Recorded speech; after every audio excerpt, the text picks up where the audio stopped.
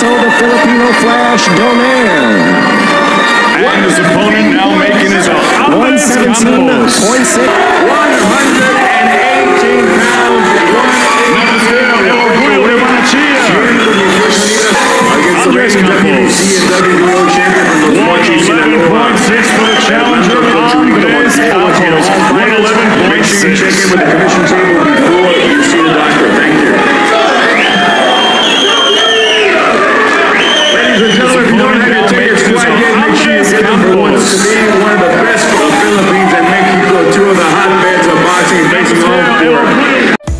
Let's go par, panoorin natin ang win ni na Andres Campos sa pambato natin si Nonito the Filipino Flash Donaire Jr. mga par. Ito po ang kalaban ni Nonito Donaire na si Andres Campos.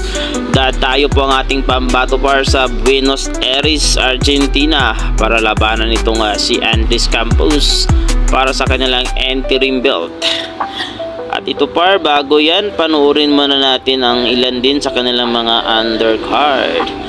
Magaganap po ang laban nila par ngayong June 14, pero sa atin sa Pinas par is June 15 na po magaganap.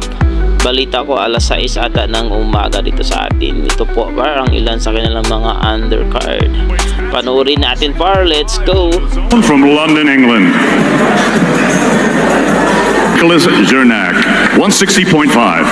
And out of scale, the undefeated George Lidard.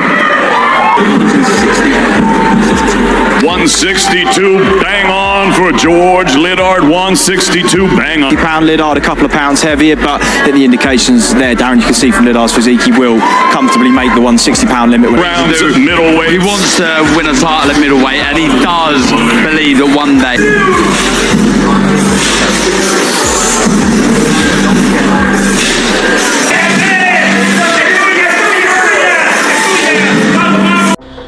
Ito na nga par ang ating pambatong si the Filipino Flash Nonito Donaire Jr. na muling tayo sa Buenos Aires, Argentina upang harapin nga itong si Chilean Andres Campos para sa World Boxing Association WBA interim 118 pound title ngayong Hunyo 14 na po ito par sa kanila, at sa atin dito par ay linggo na po sa atin ito magaganap, June 15. Balita ko maagang maaga alas 6 ng umaga at magaganap na sa atin dito par sa atin sa Pilipinas.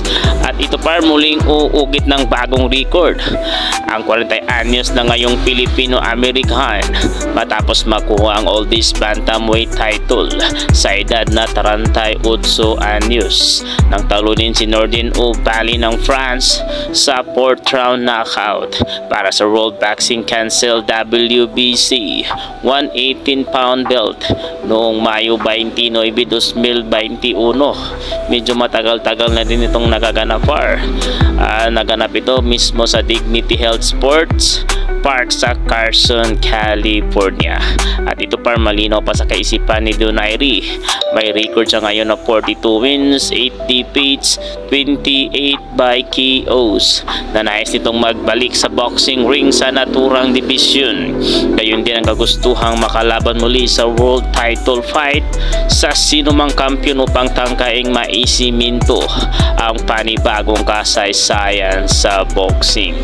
Ang naturang salbukan sa Argentina capital ay parte ng kanilang programa na WBO KO2 Drugs Festival.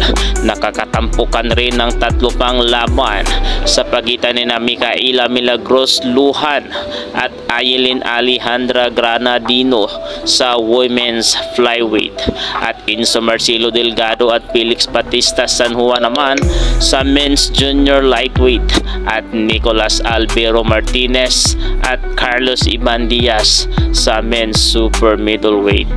Kaya panoorin natin ito par sa darating na June 15. Ito po ang kabang-abang na laban ngayon sa ating pampatong si Nonito Donaire. Good luck po sa ating kababayan. Sana'y may panalo niya ang kanyang laban at magtuloy-tuloy pa par para kung baka sakali maganap po ang kanilang inaasam na laban din versus Nakatani or kaya kay Nonito or kay Naoya Inoue Parno sa kanilang trilogy. Kung mangyari man yan, sana may panalo niya ang kanyang laban. So good luck po sa ating pampatong si Nonito Donaire. Let's go! To be one of the best of Philippines and Mexico, two of the hotbeds of boxing, facing all four.